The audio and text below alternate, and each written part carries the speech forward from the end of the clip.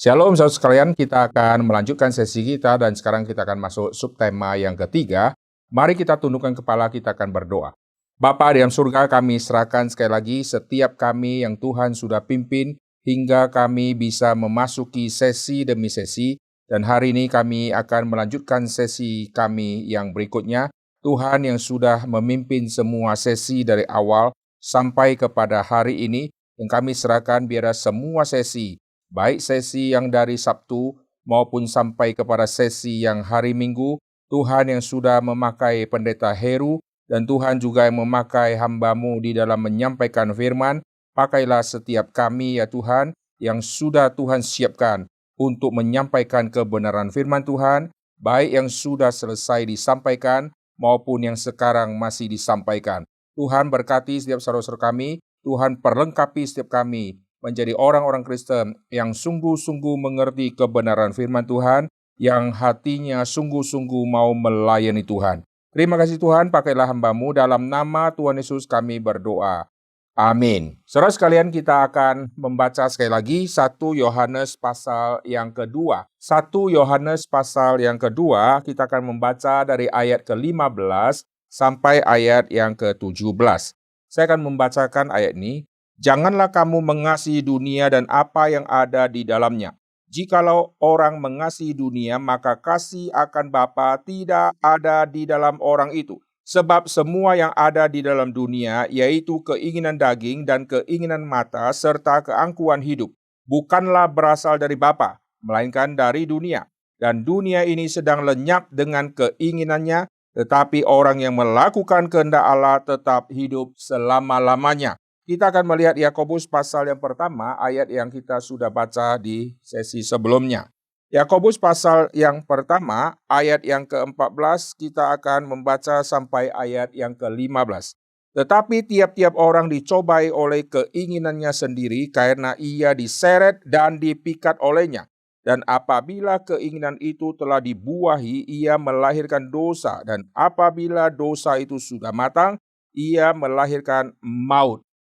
Sekarang kita akan masuk ke tema tentang keinginan mata.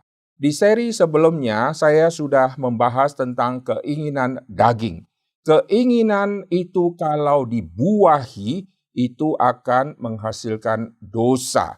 Kalau begitu, apakah keinginan itu kalau belum dibuahi berarti belum ada dosa di dalam dunia? Dosa sudah ada di dalam dunia. Seri sebelumnya saya sudah mengatakan, waktu Tuhan menciptakan manusia, waktu seorang anak dilahirkan ke dalam dunia ini, anak itu belum bisa melakukan perbuatan dosa. Tapi status si anak adalah orang yang berdosa. Status dia adalah orang yang berdosa, tetapi secara perbuatan dia belum melakukan dosa. Karena status dia adalah orang berdosa, maka nanti kecenderungan hidupnya akan melakukan dosa. Tinggal tunggu waktunya. Setiap orang berbeda-beda, ada yang di umur sekian, nanti dia baru pertama kali berbuat dosa. Ada yang di umur yang lain, baru dia pertama kali melakukan dosa. Intinya, dari waktu dia dilahirkan ke dalam dunia ini, nanti sampai kepada pertama kali dia melakukan perbuatan dosa, itu muncul dari mana? Di seri sebelumnya kita sudah membahas hal ini, yaitu keinginan di dalam dirinya yang dia gunakan secara liar, sehingga keinginan ini dia buahi, lalu menghasilkan dosa yang tampak melalui perbuatan. Nah, kita akan membahas sekarang mengenai keinginan mata. Saudara perhatikan, Tuhan waktu menciptakan manusia, Tuhan memberikan mata kepada manusia, supaya manusia bisa melihat seluruh dunia ciptaan. Mata bisa melihat sampai titik yang paling jauh. Telinga tidak bisa mendengar suara yang sangat jauh, tapi mata sudah melihat. Ada orang di ujung jauh di situ, tapi apa yang dia katakan di ujung sana, telinga tidak bisa mendengar. Jadi mata Tuhan cipta untuk bisa mengawasi yang jauh, dan mata juga bisa melihat yang dekat. Oleh sebab itu waktu Tuhan menciptakan manusia dengan ada mata, Mata merupakan organ yang sangat penting yang Tuhan ciptakan. Melalui mata kita bisa melihat. Melalui mata kita bisa memandang seluruh keindahan dari dunia ciptaan Tuhan secara real dan secara tajam. Tuhan cipta manusia dengan lensa mata yang paling canggih di dunia. Tidak perlu di-upgrade. Dari sejak kecil kita diciptakan, kita punya lensa mata sampai hari ini adalah lensa yang paling tajam. Sekarang orang menghasilkan semua teknologi kamera yang sangat canggih sampai 8K, ada yang 16K untuk membuat mata kita waktu melihat seperti sedang melihat yang realnya. Tetapi semua yang 16K atau 8K itu menjadi mahal dan menarik karena mata kita aslinya bagus. Sehingga mata yang bagus ini bisa memandang yang 16K dan bisa mengapresiasi yang 16K, ketajaman yang 8K. Lalu bisa kita beli ketajaman-ketajaman lensa yang sudah dihasilkan oleh manusia. Manusia semakin kagum atas semua karya manusia. Tapi satu hal yang manusia harus ingat, kalau mata manusia Tuhan cipta adalah hitam putih, maka teknologi semua lensa yang tercanggih kayak apapun tidak akan menarik mata kita untuk melihat karena mata kita hitam putih. Ada orang yang matanya tidak bisa lihat warna tertentu. Maka kalau saudara sodorkan TV dengan ketajaman, dengan warna yang begitu komplit, dia waktu lihat tetap ada cacatnya di dalam TV yang dia lihat itu. Tapi kenapa kita bisa mengapresiasi ini ketajamannya luar biasa? Karena mata kita dicipta oleh Tuhan, tajamnya luar biasa. Teknologi boleh hebat, tetapi mata mempunyai lensa dengan teknologi yang tercanggih di dunia.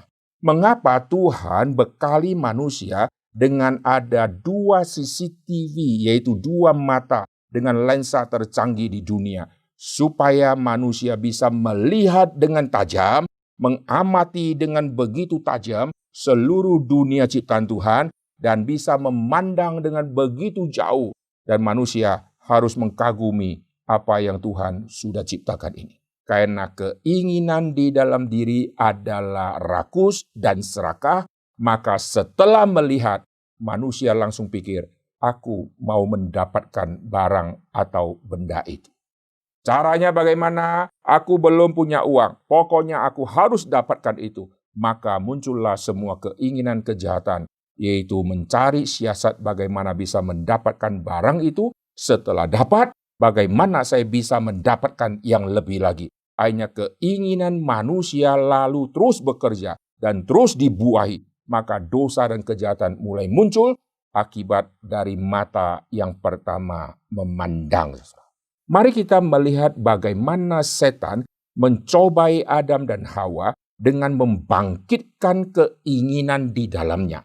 Sehingga keinginan daging ini sudah dibangkitkan, lalu kita akan melihat bagaimana setan membangkitkan keinginan mata, yaitu mata yang memandang ini.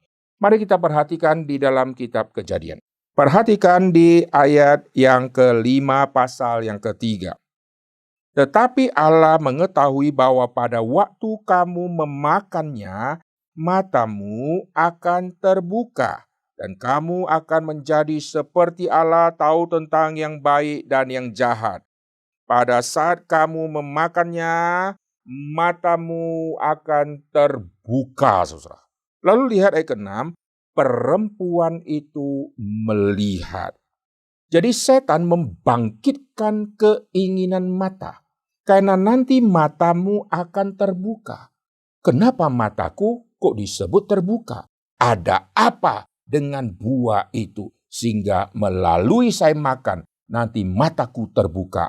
Akhirnya mata dari manusia melihat ke buah itu, lalu keinginan mata ini mulai muncul, lalu keinginan ini kalau sudah dibuahi, maka kita akan lihat perbuatan dosa yang akan muncul di depan. Nah, kita melihat di dalam Alkitab prinsip tentang dosa, kapankah manusia disebut dia mulai berdosa? Waktu Adam dan Hawa dicobai, Lalu nanti Hawa mengambil buah itu, lalu dia makan. Setelah itu dia serahkan kepada suaminya untuk juga makan. Kapankah baru dihitung manusia itu mulai jatuh ke dalam dosa? Kalau ambil buah itu sudah berdosa, bagaimana kalau saat mau ambil, mendadak ada pikiran, jangan ambil, jangan buat Tuhan sedih. Lalu Hawa tidak jadi ambil. Berarti Hawa tidak jatuh dalam dosa? Bagaimana kalau buah itu sudah dipetik, lalu pas mau dikunyah, lalu sadar, saya tidak boleh makan. Lalu Hawa kembalikan buah itu. Tidak bisa digantung lagi, Hawa taruh kembali buah itu di bawah pohon. Apakah Hawa tidak berdosa? Lalu apakah kalau buah itu sudah dipetik, lalu sudah dikunyah, belum sempat ditelan, lalu dimuntahkan, apakah Hawa sudah berdosa? Di dalam Alkitab kita melihat prinsip tentang dosa berbeda dari cara Tuhan melihat dengan cara dunia melihat. Dunia melihat seseorang berdosa jikalau sudah melakukan. Tidak pernah ada pengadilan yang menghukum seseorang, mengvonis seseorang, engkau bersalah dan divonis 7 tahun penjara. Kenapa saya divonis 7 tahun, Pak? Saya protes. Karena tadi malam engkau berpikir di dalam pikiranmu, kamu mau membunuh tetanggamu. Pak, itu kan pikiran. Saya belum membunuh. Lihat tetangga masih sehat-sehat, masih karaoke di rumah. Pokoknya kamu sudah memikirkan, maka kamu akan divonis dan sekarang 7 tahun engkau masuk penjara. Bisakah pengadilan memvonis seseorang karena orang itu berpikir yang jahat tapi belum pernah melakukan? Maka pengadilan tidak bisa memvonis orang itu bersalah hanya karena orang itu pernah berpikir sesuatu yang jahat tapi belum melakukan. Kalau begitu, saya dianggap oleh pengadilan saya bukan orang jahat. Saya bukan orang berdosa karena saya hanya mikir dan belum melakukan. Apakah dosa di dalam Alkitab konsepnya seperti itu? Jawabannya tidak. Di dalam Alkitab dikatakan sebelum engkau melakukan, waktu engkau sudah pikir di dalam pikiranmu, engkau meragukan semua perkataan Tuhan. Tuhan bilang jangan kau ambil, tapi kau ambil dan kau makan. Kau belum petik, tapi waktu kau sudah ragukan firman Tuhan, kau sudah berdosa. Jadi Hawa berdosa bukan pada saat dia petik. Dia sudah berdosa pada saat dia meragukan firman dan keinginannya sudah dibuahi, maka dia mau ambil. Jadi perbuatan yang terlihat di luar ini adalah implikasi dari semua keinginan di dalam yang sekarang diwujudkan dengan perbuatan. Jadi seseorang yang berbuat ini menyatakan hatinya sudah busuk. Hatinya sudah jahat, maka sekarang dia berbuat. Adam dan Hawa punya keinginan yang dibangkitkan oleh setan, sehingga mereka ingin menjadi seperti Tuhan. Bagaimana bisa menjadi seperti Tuhan? Mata mereka belum clear, maka setan berkata nanti matamu akan terbuka. Lalu supaya mata terbuka, lalu caranya gimana? Kau harus melalui satu cara, kau harus makan buah ini. Barulah Hawa melihat buah ini. Lalu muncullah gairah yang begitu luar biasa. Sebelumnya lihat semua buah tidak muncul gairah seperti yang sekarang muncul. Coba lihat. Sekarang waktu dia lihat buah kenapa penuh dengan gairah. Kemarin-kemarin 3 hari lalu atau seminggu lalu kenapa sebelumnya tidak muncul gairah? Karena keinginan sudah dibuahi. Mari kita lihat di dalam Alkitab. Saya akan ajak saudara lihat ayat ke-6. Mari kita lihat ayat yang ke-6. Perempuan itu melihat bahwa buah pohon itu baik untuk dimakan dan sedap kelihatannya. Tuhan sudah bilang tidak boleh kau makan. Sekarang muncul keinginan itu baik. Itu sedap untuk dimakan. Berarti bukan hanya makan, tapi nikmati kesedapannya, saudara. Jadi perhatikan, ini keinginan sudah dibuahi. Maka nanti kita akan melihat Hawa mengambil inisiatif untuk memakannya. Karena daya tarik dari mata yang memandang dan keinginan di dalam yang sudah dibuahi itu. Maka kita akan melihat nanti Alkitab akan menyodorkan satu tema tentang mata. Bagaimana manusia berdosa menggunakan matanya? Kita akan telusuri. Mari kita lihat kasus Lot. Perhatikan di dalam kitab Kejadian, kita akan melihat kasus Lot. Bagaimana dia menggunakan matanya. Lihat Kejadian pasal yang ke-13. Waktu dia ikut Abraham keluar dari Ur Kasdim, dia dibawa oleh Abraham lalu sampai ke tanah Kanaan. Perjalanan keluar pasti tidak ada bayangan Sodom Gomora seperti apa.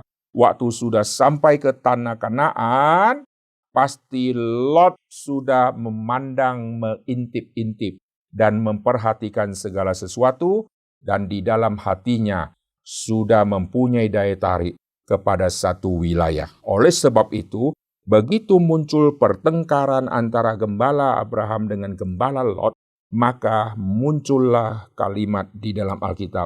Nanti Lot langsung memilih lembah Yordan. Mengapa begitu cepat dia ambil keputusan memilih lembah Yordan? Pasti setelah tiba di tanah Kanaan, dia sudah memantau dan sudah survei, melihat dengan jauh, dengan mata yang bisa memandang dari tempat yang tinggi, memandang sampai ke lembah-lembah.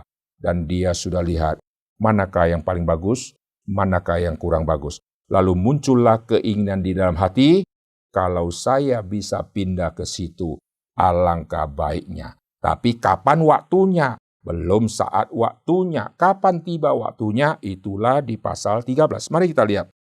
Kejadian pasal yang ke-13. Ayat yang ke-7, Kejadian pasal 13 ayat ke-7, karena itu terjadilah perkelahian antara para gembala Abram dan para gembala Lot. Ayat yang ke-9 saya baca, bukankah seluruh negeri ini terbuka untuk engkau? Baiklah pisahkan dirimu daripadaku. Jika engkau ke kiri, aku ke kanan. Jika engkau ke kanan, aku ke kiri. Lalu Lot melayangkan pandangannya dan dilihatnya bahwa seluruh lembah Yordan banyak airnya. Seperti taman Tuhan, seperti tanah Mesir, sampai Zoar. Saudara perhatikan, penulis kitab Kejadian adalah Musa, dan Musa memberikan keterangan tambahan mengenai lembah Yordan. Perhatikan, lembah Yordan banyak airnya, seperti taman Tuhan, seperti tanah Mesir sampai ke Zoar. Apakah kalimat ini menandakan bahwa Musa sendiri pengen ke sana? Jawabannya tidak. Tuhan memakai Musa untuk menjelaskan betapa indahnya lembah Yordan itu dan betapa menggiurkan lembah Yordan itu, maka dikasih keterangan. Dan Lot waktu itu memandang ke lembah Yordan. Langsung dia bisa mempunyai satu kepastian yang luar biasa. Dia akan pindah ke situ. Maka di dalam penafsiran saya, Lot pasti sudah memperhatikan. Dia sudah lirik-lirik dari tempat yang jauh dan dia sudah perhatikan. Bukankah ada timur, barat, utara, selatan? Bukankah banyak lembah-lembah yang lain? Mengapa pada saat terjadi kesulitan, terjadi pertikaian dan perkelahian, langsung mata menuju kepada titik itu? Berarti matanya sudah pernah menuju ke situ. Sekarang mumpung ada kesulitan, saya akan pindah. Maka mata langsung ditaruh ke situ. Alkitab mencatat seperti pakai kamera dengan lensa tele. Habis itu di zoom menjadi dekat. Perhatikan di pasal 13. Ayat yang ke-10, Lot melayangkan pandangannya, dilihatnya bahwa seluruh lembah Yordan. Perhatikan, ini pakai lensa tele. Dari jauh dia sudah memandang secara panoramik. Lalu seperti taman Tuhan. Ayat ke-11, sebab itu Lot memilih baginya seluruh lembah Yordan itu. Bayangkan, orang ini begitu rakus. Karena mata sudah memandang, lalu dia ambil, pilih seluruh lembah Yordan. Lalu setelah itu dia berangkat ke sebelah timur. Lalu tadi dari yang tele sekarang menjadi zoom, saudara ya. Dia makin mendekat. Abram menetap di tanah Kanaan, Lot menetap di kota-kota lembah Yordan. Mata dia yang tadi melihat dari jauh, Sekarang mata dia akan melihat dari dekat. Dan sekarang semakin dekat, sudah tiba di kota-kota. Dan dia sudah menetap di kota-kota, susah. Dari yang jauh, lembah, seluruh lembah menjadi lebih dekat, yaitu kota-kota lembah Yordan. Sudah clear kotanya, saudara ya. Dan berkemah di dekat Sodom. Nah, inilah akhir dari zoom dia, yaitu menuju kepada Sodom. Karena keinginan dia adalah Sodom itu. Kenapakah dia bisa pindah ke kota Sodom? Dimulai dari keinginan mata ketika dilihatnya lembah Yordan. Jadi mata, saudara ya. Mari kita lihat kitab Kejadian, kita akan memperhatikan mata dari saudara-saudara Yusuf. Kejadian pasal yang ke-37. Mari kita lihat. Kejadian pasal yang ke-37 di ayat ketiga, Israel lebih mengasihi Yusuf. Perhatikan ayat keempat. Setelah Yusuf diberikan jubah yang maha indah. Ayat keempat. Setelah dilihat oleh saudara-saudaranya bahwa ayahnya lebih mengasihi Yusuf daripada saudaranya, maka bencilah mereka itu kepadanya dan tidak mau menyapanya dengan ramah. Saudara perhatikan, kebencian dari saudara-saudara Yusuf, apakah baru muncul pada saat tema ini? Setelah dikasih jubah yang maha indah, baru muncul kebencian itu? Saya percaya tidak. Kenapa? Karena mereka sudah tinggal bersama Yusuf. Yusuf waktu dilahirkan, mereka sudah memperhatikan Yusuf. Mereka sudah melihat sikap dari Yakub yang mencintai Yusuf. Karena Yusuf dilahirkan dari istri Yakub yang dia sangat cintai, yaitu Rahel. Maka waktu dia memperlakukan Yusuf sama memperlakukan anak-anak Yakub yang lain, yaitu yang dari Lea, yang dari budak-budak itu, dia memperlakukan pasti berbeda. Maka karena berbeda, setelah dilihat oleh semua saudara-saudara Yusuf yang lain, mereka sudah mempunyai satu iri hati dan cemburu. Tinggal tunggu waktunya.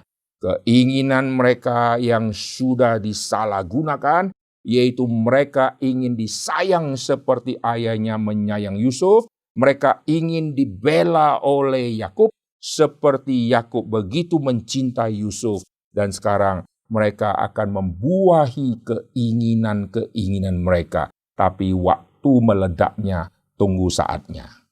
Saat meledaknya itulah di pasal 37 setelah dikasih jubah yang maha indah. Emangnya semua koko-koko dari Yusuf tidak pernah pakai baju yang baru? Ruben, anak pertama, pasti dapatnya baju baru. Waktu dia dapat baju baru, kenapakah dia tidak merasa aku dapat baju baru?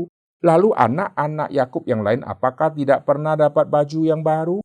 Mengapakah Yusuf yang dikasih jubah yang maha indah ini, kenapa semua sudah marah?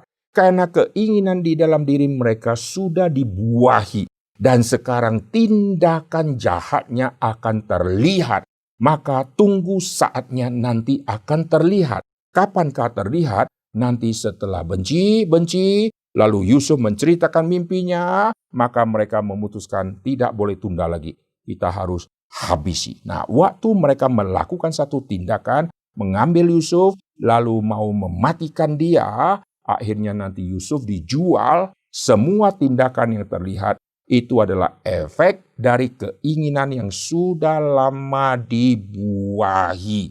Sekarang baru tampak di dalam perbuatan. Jadi kesalahan dari saudara-saudara Yusuf bukan pada saat mereka menjual. Pada saat mereka sudah tidak senang kepada Yusuf.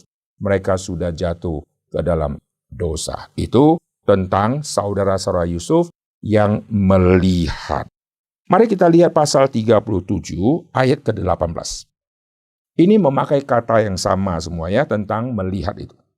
Ayat ke-18 pasal 37. Dari jauh ia telah kelihatan kepada mereka. Tetapi sebelum ia mendekat pada mereka, mereka telah bermufakat mencari daya upaya untuk membunuhnya.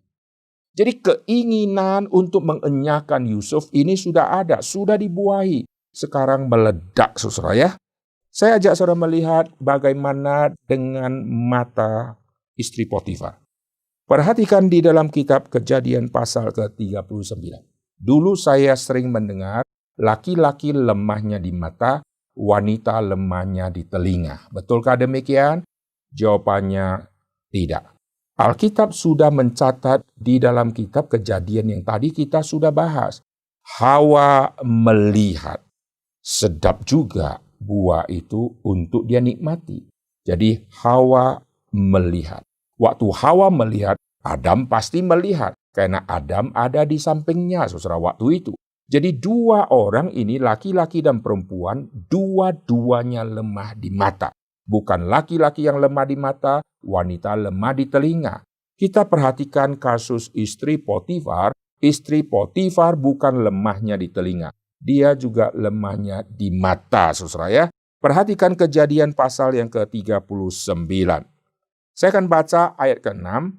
Segala miliknya diserahkan pada kekuasaan Yusuf, dan dengan bantuan Yusuf, ia tidak usah lagi mengatur apapun selain dari makanannya sendiri. Adapun Yusuf itu manis sikapnya dan elok parasnya. Selang beberapa waktu istri tuannya memandang Yusuf dengan birahi, lalu katanya, marilah tidur dengan aku.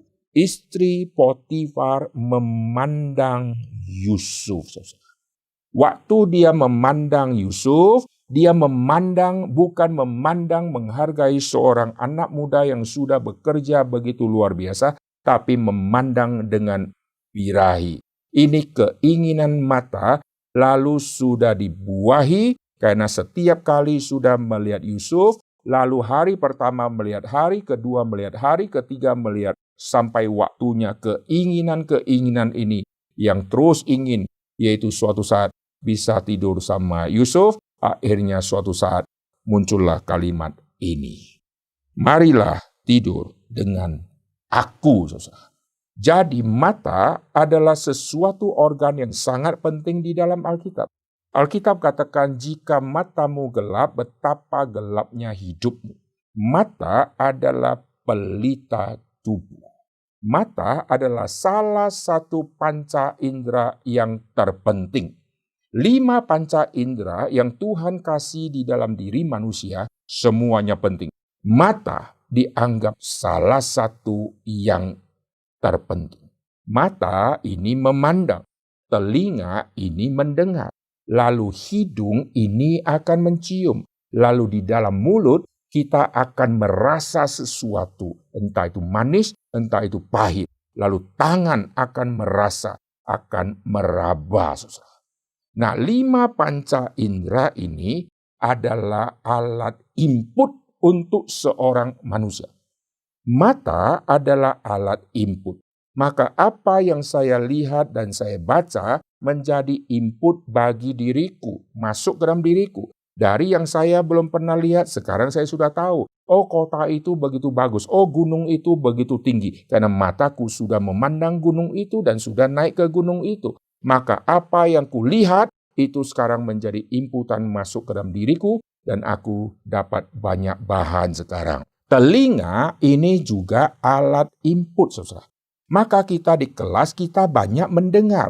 Waktu mendengar, kita dengar kalimat dari guru. Ini menjadi inputan masuk ke dalam diri kita. Lalu mata memandang tulisan guru, maka mata memandang menjadi alat input. Kita sekarang akan menulis, saudara.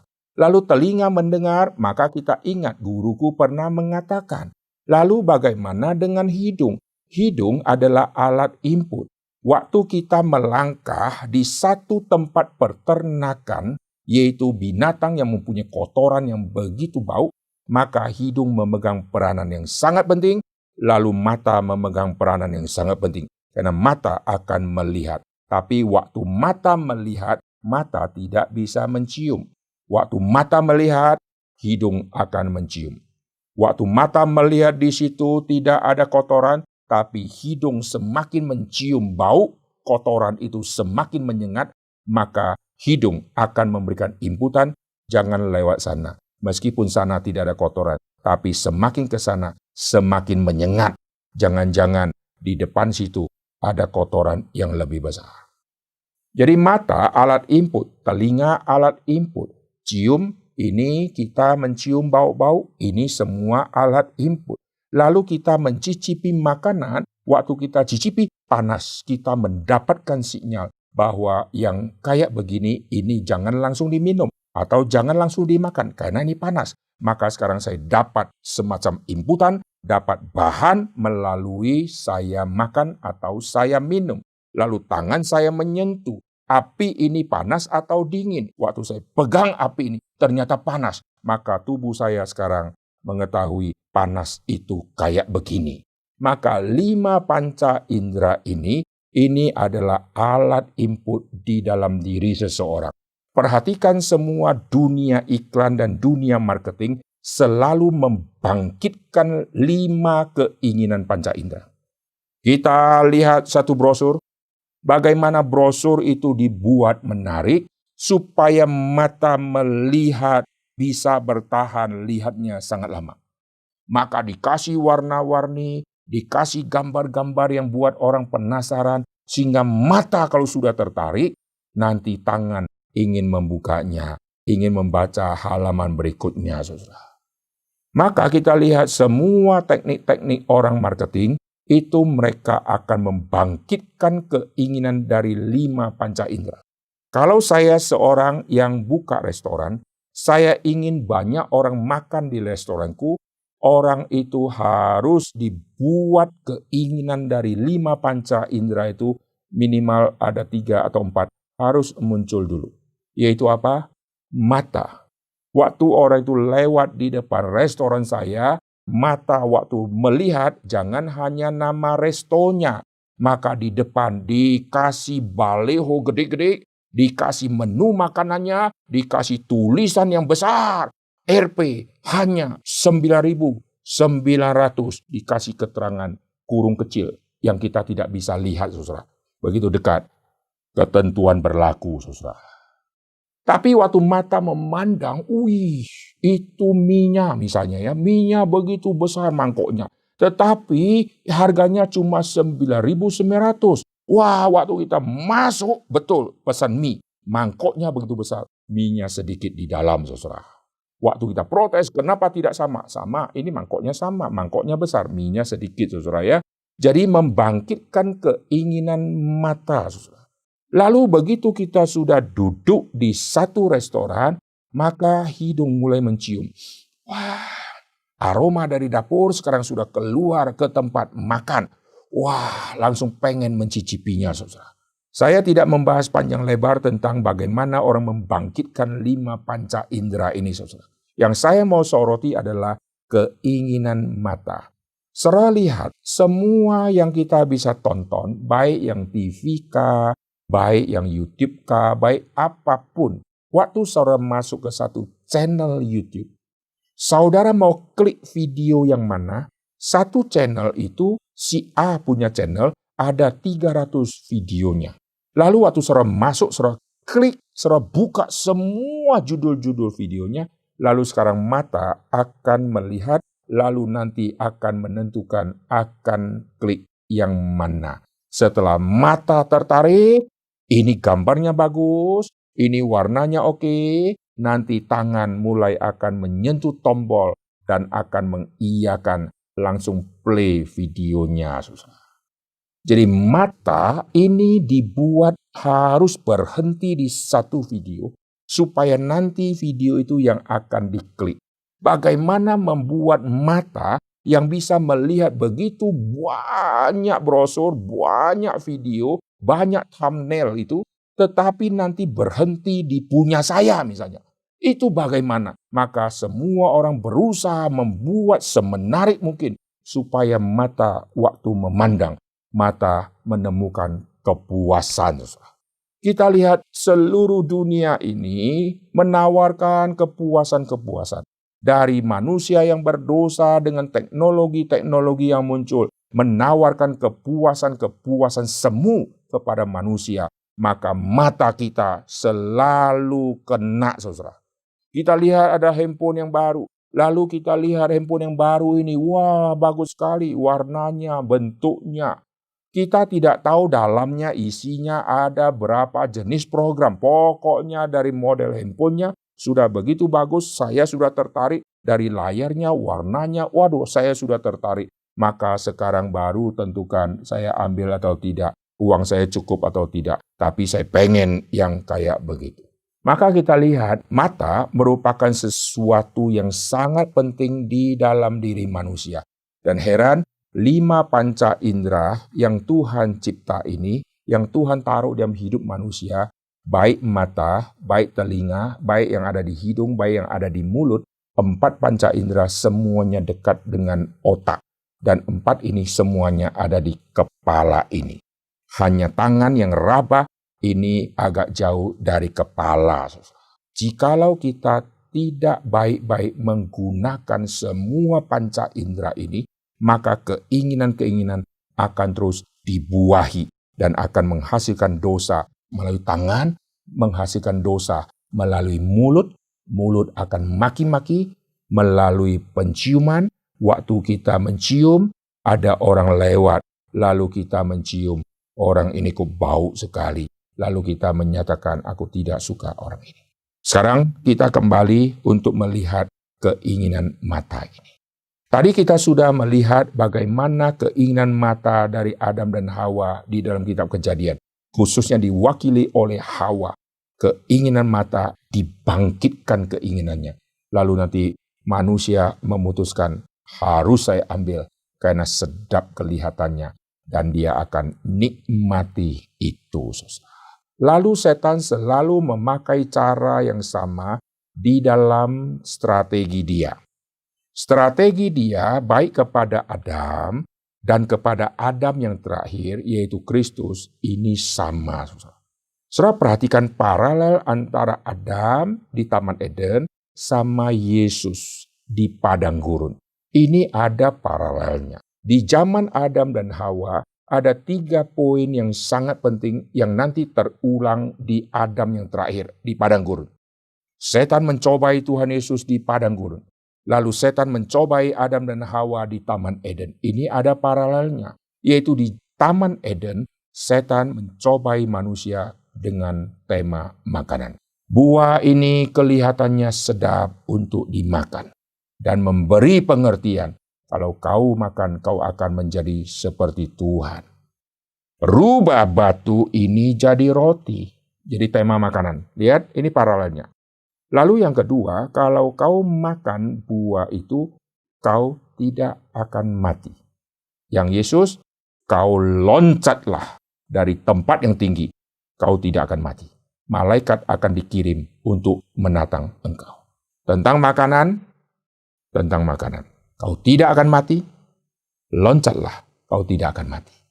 Lalu, setan kasih tahu manusia kalau kau makan buah itu, kau akan menjadi seperti Tuhan. Sekarang lihat, setan kasih tahu kepada Yesus, kau sembahlah aku, seluruh dunia kuserahkan kepadamu. Seolah-olah sekarang terjadi peralihan otoritas, dari otoritas yang setan miliki, sekarang diserahkan kepada Kristus. Sehingga Kristus memiliki segala-galanya, mempunyai kuasa yang sangat maha besar itu. Padahal ini adalah semua tawaran yang palsu. Matius pasal 28, Yesus berkata, segala kuasa di sorga dan di bumi ada padaku. Setan hanya menawarkan yang bumi. Yesus mempunyai kuasa bukan hanya yang bumi saja, tapi segala kuasa di sorga dan di bumi ada padaku, yaitu Yesus adalah Tuhan. Yesus adalah Tuhan bukan dari pemberian setan. Yesus mempunyai kuasa yang begitu besar, bukan sebagian kuasanya diberikan oleh setan. Yesus adalah Tuhan. Dan sekarang Yesus disuruh untuk menyembah setan. Setelah menyembah setan, maka Yesus akan menjadi yang kelihatannya lebih hebat, lebih berkuasa, lebih seperti Allah. Adam dan Hawa, kau makan buah ini, maka kau akan menjadi seperti Allah. Setan seolah-olah akan jadi pesuruhnya Allah, seolah akan menjadi lebih rendah dari Allah, biar manusia yang memimpin si setan. Karena kalau manusia sudah jadi Allah, maka setan akan jadi bawahan. Yesus, engkau sembah aku. Kalau engkau sembah aku, semuanya ku kasih kepadamu. Semuanya ku kasih kepadamu. Yesus, tanda petik, seperti Allah yang akan melakukan segala sesuatu tanpa ada saingan apapun, karena setan sudah menyerahkan semua kepada Yesus. Ini semua tipuan-tipuan setan yang dari zaman Taman Eden sampai ke zaman padang gurun, ini semuanya sama. Lalu saya akan mengkaitkan dengan 1 Yohanes pasal yang kedua, yaitu apa? Keinginan daging, keinginan mata, dan keangkuhan hidup. Semua ini muncul pada saat Yesus dicobai. Dan semua ini juga muncul di Taman Eden. Saudara perhatikan semua kesimpulan dari 3 poin tadi tentang makanan, tentang kau tidak akan mati, lalu ingin jadi Tuhan. Semua 3 poin ini kalau kita rangkum, itulah 1 Yohanes pasal yang kedua ayat yang ke-16 yang kita baca tadi. Lalu apa yang harus kita lakukan? Jikalau mata penuh dengan banyak keinginan, maka mata itu harus diarahkan kepada fokus yang benar. Saya akan mengajak saudara melihat 2 tema penting ini di dalam Perjanjian Baru, yaitu bagaimana menempatkan mata yang sesungguhnya. Perhatikan di dalam zaman Yohanes Pembaptis disebut nabi yang terakhir, karena dia adalah nabi terakhir yang menubuatkan tentang kedatangan Tuhan Yesus. Tidak ada nabi lagi yang lebih terakhir, karena jarak Yohanes Pembaptis sama Yesus hanya jarak 6 bulan. Tidak ada di tengah-tengah jarak 6 bulan muncul satu nabi yang lain lagi. Yohanes Pembaptis sudah nabi yang terakhir yang menubuatkan tentang Kristus. Dan Yohanes Pembaptis banyak berkata-kata tema-tema yang penting. Dan salah satu kalimat dia yang sangat penting adalah dia berkata, lihatlah anak domba Allah yang menghapus dosa dunia. Seluruh perjanjian lama kita melihat orang-orang Yahudi melihat kota demi kota, melihat ilah demi ilah. Lalu mereka tergiur dengan semua ilah dari bangsa-bangsa. Mereka terus mengadopsi semua ilah-ilah dari bangsa-bangsa. Sampai akhirnya Tuhan murka, lalu Tuhan hukum mereka. Tuhan kasih pembuangan. Dan Tuhan hukum mereka, lalu mereka semua dibuang di dalam pembuangan.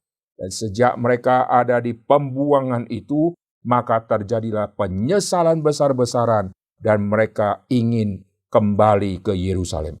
Kami ingin tinggalkan Babilonia. Kami ingin kembali ke Yerusalem. Dan mereka rindu sekali mentegakkan ajaran yang benar, beribadah kepada Allah yang sejati itu.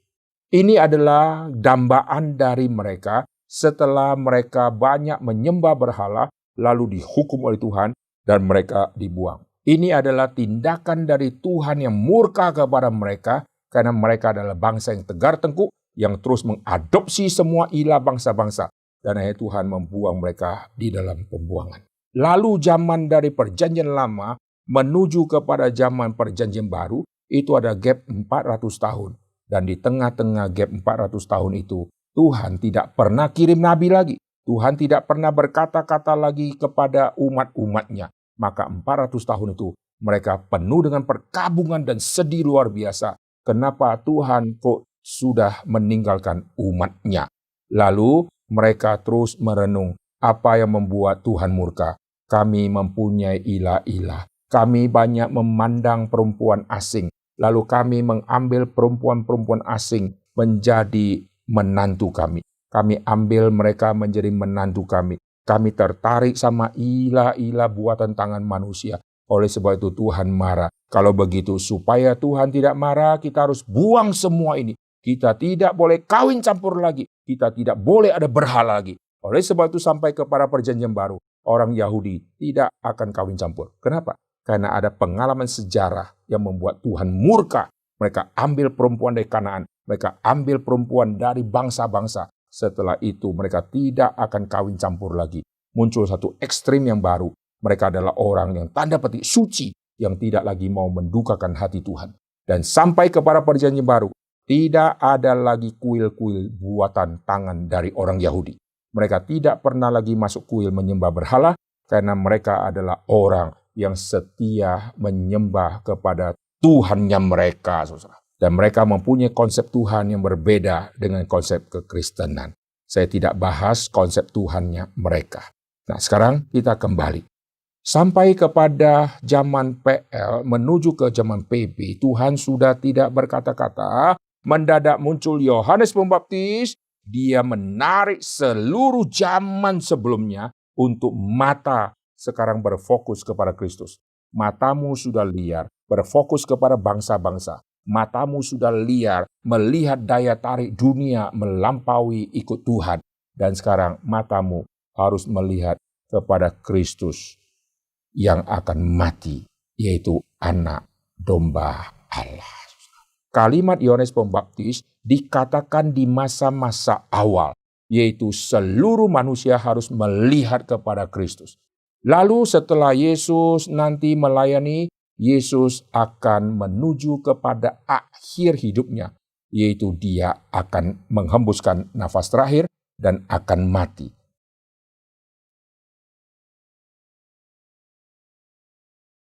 Di masa awal pelayanan Tuhan Yesus, Yohanes Pembaptis sudah menunjuk kepada Kristus.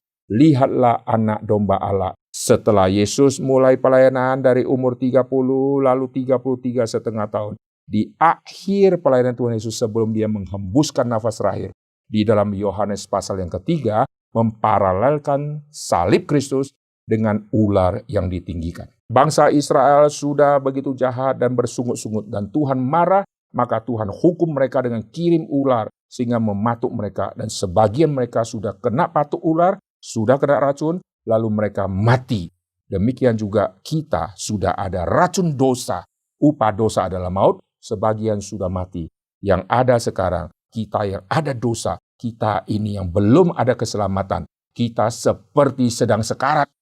Semua orang yang belum ada keselamatan itu, mereka seperti sedang sekarat, ada racun ular, itu maksudnya. Lalu yang punya racun ular tadi, kau akan mati. Cepat atau lambat, kau pasti mati. Tapi kalau kau memandang kepada ular yang ditinggikan, maka engkau akan sembuh. Sama di zaman ini, kita yang sudah ada racun dosa, kalau kau tidak kembali kepada mata yang memandang yang tepat, kau akan mati diam dosamu. Matamu cepat memandang ke yang tepat, yaitu memandang salib Kristus. Seperti Musa meninggikan ular di padang gurun, demikianlah Kristus ditinggikan. Sehingga barang siapa yang percaya kepadanya, dia akan diselamatkan dan dia akan beroleh hidup yang kekal. Jadi mata harus diarahkan, bukan takluk kepada keinginan-keinginan, tapi mata diarahkan kepada Kristus untuk mengikuti keinginan Kristus. Apakah keinginan Kristus di dalam hidup setiap kita?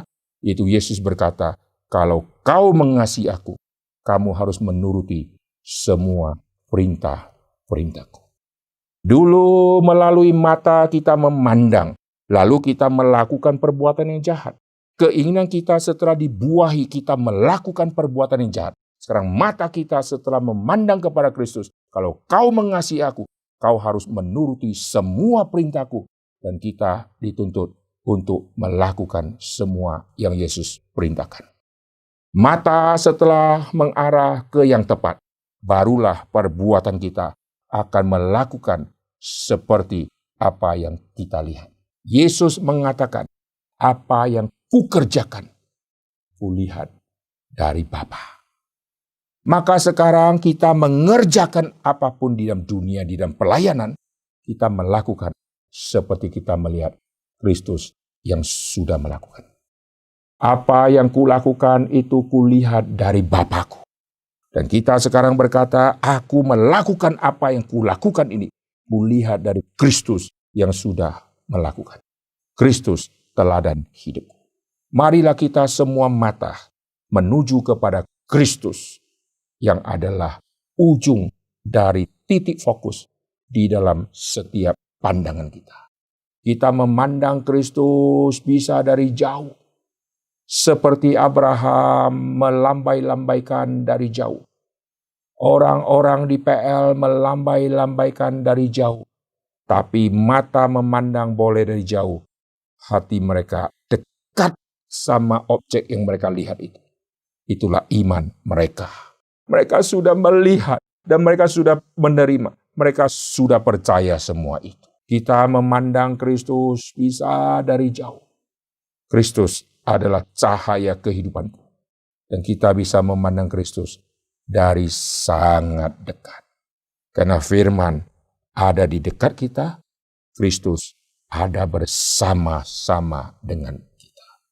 Kita bisa melihat pekerjaan Tuhan di tempat yang jauh. Kita bisa melihat Tuhan bekerja di negara sana. Kita bisa melihat Kristus bekerja di negara sana. Oh, pekerjaan Tuhan luar biasa di seluruh muka bumi. Dan kita bisa memandang satu persatu orang yang dipakai oleh Tuhan. Tuhan memberkati mereka di pulau sana, di kota sana, di negara sana. Kita melihat dari jauh, tapi kita juga merasakan dari dekat. Tuhan juga memakai saya di tempat saya melayani. Tuhan memakai setiap kita, amin. Tuhan memakai orang yang jauh. Kita bisa melihat Kristus bekerja di tempat yang jauh. Di tempat yang jauh Injil dikabarkan. Di tempat yang jauh gereja dibangun. Di tempat yang jauh pekerja-pekerja Tuhan satu persatu muncul. Tapi bukan hanya di tempat yang jauh. Kristus juga ada di tengah-tengah kita. Dan Dia akan memakai setiap kita. Arahkan matamu kembali kepada Kristus. Pandanglah pada Kristus. Mari kita tundukkan kepala, kita berdoa. Bapa di dalam surga, kami berterima kasih untuk sesi yang ketiga ini.